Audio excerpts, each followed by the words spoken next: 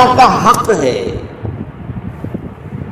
اپنے بندوں پر کہ وہ حج کریں اس کے اس گھر کا جو کوئی بھی استطاعت رکھتا ہو سفر میں. اگر زیادہ راہ ہے، خرچہ ہے، جانے آنے کے اخراجات مہیا ہیں، اور یہ کہ آپ پیچھے جن کو چھوڑ کر جا رہے ہیں ان کے لیے بھی اتنے وقت کا جو ہے وہ انتظام ہے کھانے پینے کا، گزارے کا، نان نفقے کا، تو آپ پر حج فرض ہو گیا. اب اگر اس فرضیت کے بعد کوئی شخص تاخیر کرتا تو بڑے گناہ میں مبتلا ہے. جیسے ہی فرضیت ہو جائے پہلا کام جو ہے، پہلا قرض جو ہے، یہ سمجھیے یہ اللہ کا قرض ہے بندوں پر. یہ لام جو آتا ہے، لام اور اعلیٰ، لام کسی کے حق کے لیے، اعلیٰ کسی کے اوپر حق ہونا. وَلِلَّهِ عَلَى النَّاسِ حِجُّ الْبَيْتِ مَنِ اسْتَطَاعَ إِلَيْهِ سَبِيلًا. یہ تو اللہ کا حق ہے لوگوں پر، لوگوں کے ذمے.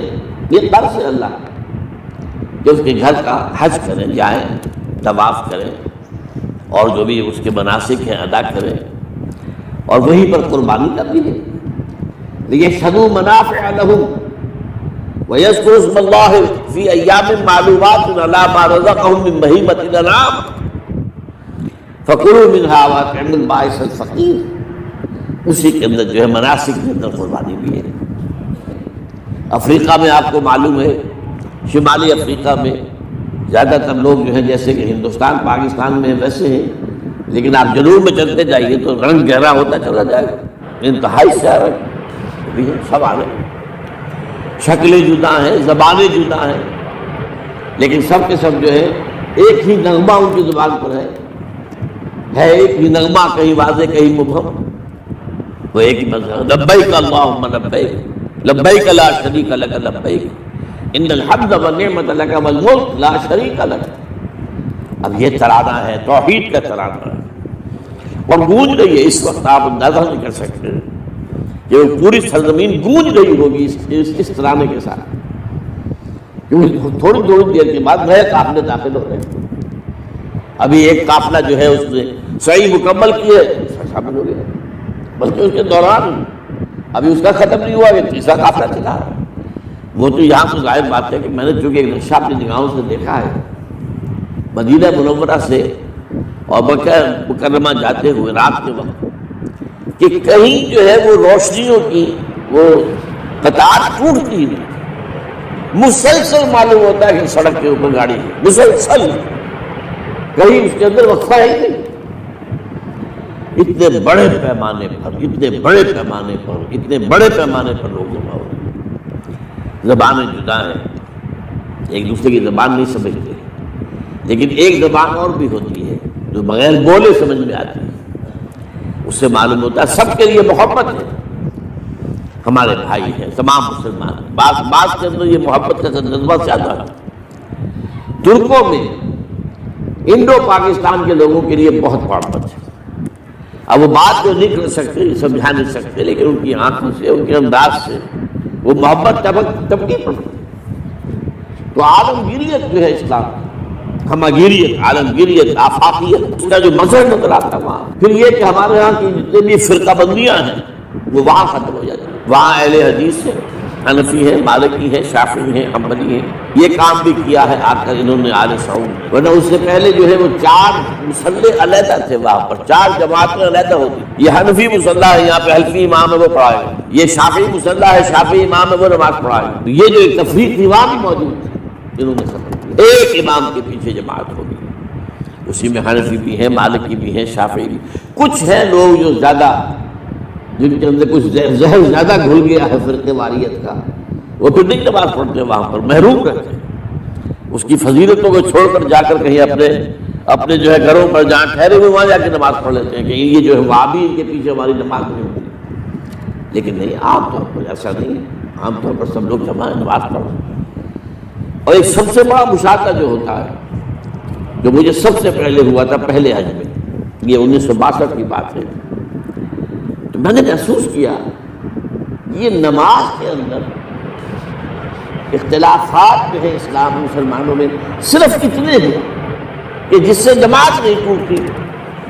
اختلافات ہے، رفع یدین ہے یا نہیں ہے، آمین بالجہر ہے یا نہیں ہے، اختلافات تو ہیں، لیکن جماعت نہیں ٹوٹتی۔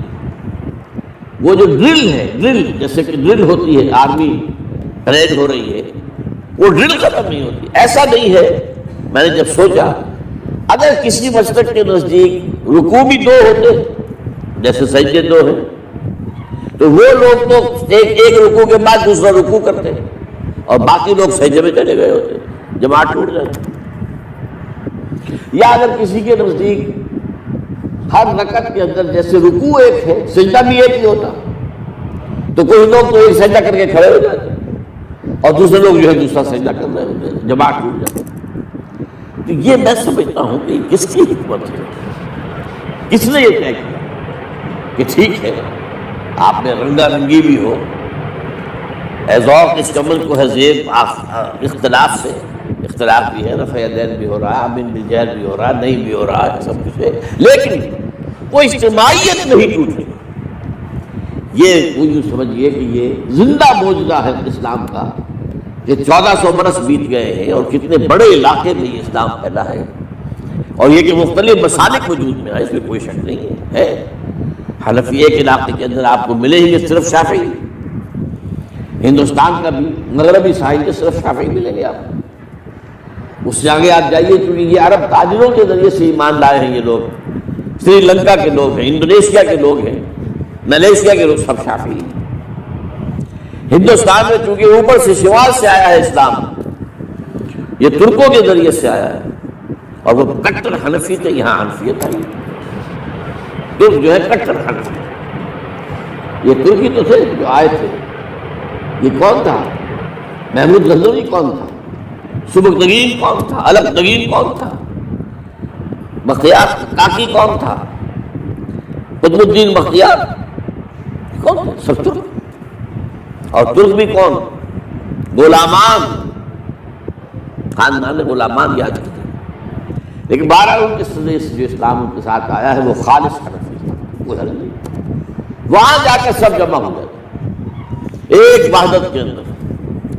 تو یہ چند مشاہدات وہاں کے ہوتے ہیں جو ہماری ظاہری آنکھوں کو بھی نظر آ جاتے ہیں، جس کا کہ قلب کے اوپر بڑا گہرا اثر پڑتا ہے۔ اب میں ایک موضوع لے رہا ہوں، یہ جو قربانی کا مسئلہ ہے، اس کے بارے میں ایک زمانے میں تو بہت منکرین حدیث کی طرف سے اس کے خلاف بڑی جو ہے ایک مہم پھیلی تھی کہ ختم کیا جائے اس کو۔ یہ خام جو ہے خرچ ہوتا ہے بہت بڑا، اور ضائع ہوتا ہے گوشت، اتنے بڑے پیمانے پر گوشت ہوتا ہے، کھایا نہیں جاتا۔ اچھا، ایک زمانے میں فریج بھی نہیں تھے، یہ بھی نہیں کہ آپ محفوظ کریں، گوشت ضائع بھی ہو سکتا تھا، اور بھی چیزیں جو ہے وہ گوشت کی وہ صحیح طور سے استعمال نہیں ہوتی تھی۔ تو اس کے اوپر بڑا پروپیگنڈا منکرین حدیث کا رہا کہ یہ جو ہے قربانی صرف حج کے موقع پر ہے۔ میں اس کی نفی کے لیے آج آپ کو بتا رہا ہوں کہ سورہ حج کے اندر جو 2 رکوع ہیں، ایک چوتھا ایک پانچواں، چوتھے رکوع میں بھی قربانی کا ذکر ہے، پانچویں میں بھی قربانی کا ذکر ہے۔ یہ ایک دم جو ہے ایک جگہ پر جو 2 طرح کی قربانیوں کا ذکر ہو رہا ہے، یہ کیوں ہو رہا ہے؟ چوتھے رکوع میں وہ مناسک حج کے ساتھ اس کا ذکر ہے، وہاں جو فرمایا گیا لِيَشْهَدُوا مَنَافِعَ لَهُمْ وَيَذْكُرُوا اسْمَ اللَّهِ عَلَىٰ مَا رَزَقَهُم مِّن بَهِيمَةِ الْأَنْعَامِ فِي أَيَّامٍ مَّعْلُومَاتٍ عَلَىٰ مَا رَزَقَهُم مِّن بَهِيمَةِ الْأَنْعَامِ فَكُلُوا مِنْهَا وَأَطْعِمُوا الْبَائِسَ الْفَقِيرَ۔ وہاں پہ قربانیاں دو، پھر اللہ کا نام لو ان جانوروں پر جو اللہ نے تمہیں عطا کیے ہیں، اور جو معین دنوں کے اندر دو، فی ایام معلومات، اور پھر اس میں سے خود بھی کھا، اور جو ہے جو جیسے صدقہ کا گوشت ہوتا ہے وہ نہیں ہے، وہ قربانی کا گوشت ہے، اس میں سے آپ خود بھی کھائیں اور غرباء کو کھلائیں، غریبوں کو دیں، مساکین کو دیں۔ تو پورا حکم آ چکا چوتھے رکوع کے اندر۔ پانچواں رکوع پورا کا پورا جو ہے وہ عید الاضحیٰ پر ہے میرے نزدیک۔ یہی حکمت صوم کے بارے میں ہے کہ وہاں جب ایک حکم تکرار کر کے آیا کہ پہلے فرما دیا گیا فَمَنْ كَانَ مِنْكُمْ مَرِيضًا أَوْ عَلَىٰ سَفَرٍ فَعِدَّةٌ مِّنْ أَيَّامٍ أُخَرَ، اگر بیمار ہو کوئی اور یہ یہاں کے سفر پر ہو تو تعداد دوسرے دنوں میں پوری کرے۔ پھر کیا وجہ دوبارہ آ رہا ہے؟ شهر رمضان الذي انزل فيه القرآن هدى للناس وبينات من الهدى والفرقان فمن شهد منكم الشهر فليصومه۔ ومن کان مریضا او علی سفر فعدۃ من ایام اخر. کیوں؟ یہ تو ادبی اعتبار سے یہ کلام کا عیب شمار ہوتا، تکرار بلا کسی سبب کے نہیں، سبب کے بغیر نہیں. وہاں کیا تھا؟ وہاں ان دو رعایتوں کے ساتھ تیسری بھی شامل تھی کہ اگر صحیح ہو اور مقیم ہو پھر بھی روزہ نہ رکھو تو ایک مسکین کو کھانا کھلا دو. یہ رعایت ختم ہوئی ہے رمضان کے روزے کے ساتھ. اب رکھنا پڑے گا روزہ، اور اگر بیمار ہو یا سفر پر ہو تو ٹھیک ہے، دوسرے دنوں میں پورا کرو، پورا کرنا لازم ہے. تو یہ چیز جو ہے یہ در حقیقت کسی وجہ سے ہوتی ہے. بالکل یہی بات ہے سورہ حج کے چوتھے رکوع کے اندر وہ جو قربانی ہے حج کے ساتھ اس کا ذکر آ چکا. اب سنیے یہ جو آ رہا ہے، فرمایا وَلِكُلِّ أُمَّةٍ جَعَلْنَا مَنسَكًا، ہر امت پر ہم نے ایک جو ہے قربانی کا معاملہ نازل جو ہے فرض کیا ہے. میں نے چونکہ آج شروع میں کہا تھا کہ صوم اور حج میں کچھ مشابہت ہے، لیکن صوم کا حکم بھی آیا تھا تو کس طور سے آیا تھا؟ یا ایھا الذین آمنوا کتب علیکم الصیام کما کتب علی الذین من قبلکم لعلکم تتقون. اہل ایمان تم پر روزہ رکھنا فرض کیا گیا جیسے کہ فرض کیا گیا تھا ان پر جو تم سے پہلے تھے. یہاں پر اسی حوالے سے بات ہو رہی ہے کہ اے مسلمانوں یہ قربانی صرف تم پر فرض نہیں کی جا رہی، یہ تو ہر امت پر، ہر نبی ہر رسول کی امت. وَلِكُلِّ أُمَّةٍ جَعَلْنَا مَنسَكًا لِيَذْكُرُوا اسْمَ اللَّهِ عَلَيْهَا، تاکہ وہ نام لیں اللہ کا، عَلَىٰ مَا رَزَقَهُم مِّن بَهِیمَةِ الْأَنْعَامِ، جو کچھ اللہ تعالیٰ نے انہیں رزق دیا ہے. یہ چوپائے جو ہیں حیوانات قسم کے، ان پر اللہ کا نام لے کر چھری پھیری جائے، اللہ کے نام سے ان کو ذبح کیا جائے.